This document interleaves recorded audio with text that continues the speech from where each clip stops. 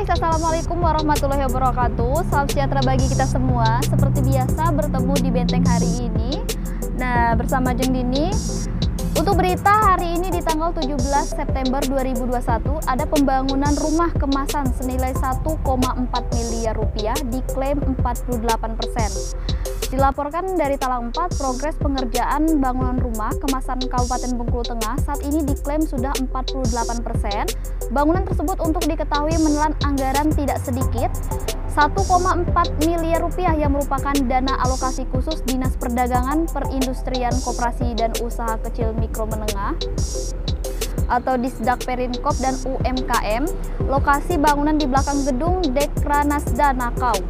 Kabid Perindustrian Lucy Komaria Esos mengatakan bahwa pembangunan gedung oleh CP Teguh Karya sebagai pemenang lelang pembangunan sendiri telah berlangsung kurang lebih 9 minggu. Lucy menuturkan adanya rumah kemasan ini sebagai wadah bagi pelaku industri kecil menengah yang memiliki produk untuk mengemas kemasan dengan menarik.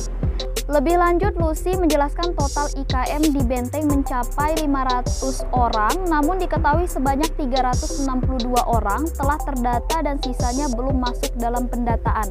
Atas perihal ini, pihaknya akan melakukan jemput bola untuk mengambil data dari IKM bersangkutan untuk kemudian didaftarkan ke Kemenperin. Untuk berita selanjutnya ada dana alokasi khusus tahun depan fokus pencegahan stunting. Nah, Dinas Pemberdayaan Perempuan, Perlindungan Anak, Pengendalian Penduduk dan Keluarga Berencana atau P3AP2KB Kabupaten Bengkulu Tengah memfokuskan penggunaan dana alokasi khusus tahun depan untuk pencegahan stunting. Nah, program prioritas tersebut sesuai dengan arahan dari Kementerian Perlindungan Perempuan dan Anak. Kabid Keluarga Berencana Dinas P3AP2KB Benteng, Fitri Indira Ningsi SKMMM benarkan fokus DAK tahun 2022 dalam rangka penurunan angka stunting yakni bidang edukasi kepada masyarakat. Nah, terkait dengan besaran angka dana alokasi khusus tahun 2022, dijelaskan Fitri pihaknya masih menunggu dari Kemen PPA. Tugas BKKBN dalam penurunan balita stunting ini lebih kepada pengasuhan keluarga.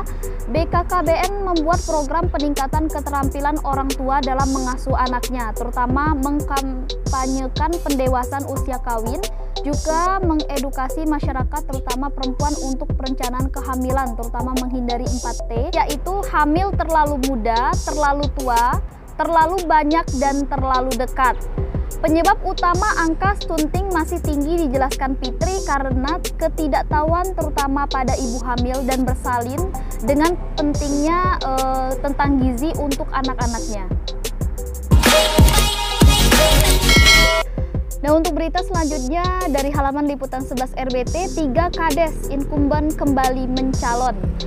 Di 3 desa masing-masing Desa Punjung dan Desa Talang Curug, Kecamatan Merigi Sakti, serta Desa Aturan Mumpo, Kecamatan Pematang 3, Kades incumbent memastikan kembali mencalon pada Pilkades mendatang. Ketiganya, Mahyudin, Murin Sakti, dan Nasrul Effendi bakal bersaing dengan bakal calon lain. Kabid Pemberdayaan Pemerintahan Desa Dinas PMD Benteng, Neni Zarniawati SHMH, menjelaskan bahwa syarat utama bagi incumbent yaitu kembali mencalonkan diri adalah tidak pernah menjabat selama 3 kali. Diketahui di Desa Punjung selain incumbent terdapat satu nama yang menjadi rival Mahyudin yakni Nasirun, Desa Aturan Mumpo yakni Mualimin, serta Desa Talang Curug yakni Wira Santoso. Sementara itu, Kades Aturan Mumpo Murin Sakti saat dikonfirmasi RBT mengaku seluruh berkas syarat pencalonan sebagai Kades sudah ia lengkapi. Nah, untuk berita selanjutnya, positif COVID-19 peserta boleh ujian susulan. Ini mengenai seleksi pegawai pemerintah dengan perjanjian kerja Kabupaten Bengkulu Tengah yang akan menjalani ujian susulan pada Sabtu 18 September besok di SMA Negeri 1 Benteng. Nah, sebab pada ujian awal peserta tidak bisa ikut lantaran beberapa faktor seperti reaktif atau positif COVID-19. Jika pada ujian susulan telah dinyatakan positif COVID-19, maka peserta masih diperbolehkan ujian. Tim lapangan seleksi P3K yang juga Kacabdin Pendidikan Benteng Adang Perlindungan SHMPD mengatakan 34 orang yang ujian susulan terdapat pada hari pertama 11 orang, hari kedua 15 orang, dan hari ketiga 8 orang. Ujian susulan sebagai bentuk kesempatan kepada peserta yang tidak bisa ikut pada ujian kompetensi awal, mulai dari salahnya jadwal ujian hingga masih dinyatakan reaktif atau positif COVID-19. Sementara Kabid Pembinaan SMP Dinas Pendidikan dan Kebudayaan Benteng, Edon Siregar SPD MH mengatakan pemerintah atau panitia memberikan waktu ujian seleksi kompetensi sebanyak 3 kali, yakni tahap 1 berlangsung pada 13–17 September 2021, tahap 2 pada 26–30 Oktober 2021, dan tahap 3 pada 2–6 Desember 2021. Nah, itulah tadi beberapa informasi maupun berita yang terbit di Koran Harian Rakyat Benteng edisi 17 September 2021. Nah, untuk lebih lengkap lagi kalian bisa berlangganan koran dengan cara menghubungi karyawan yang bertugas atau datang langsung ke kantor Harian Rakyat Benteng.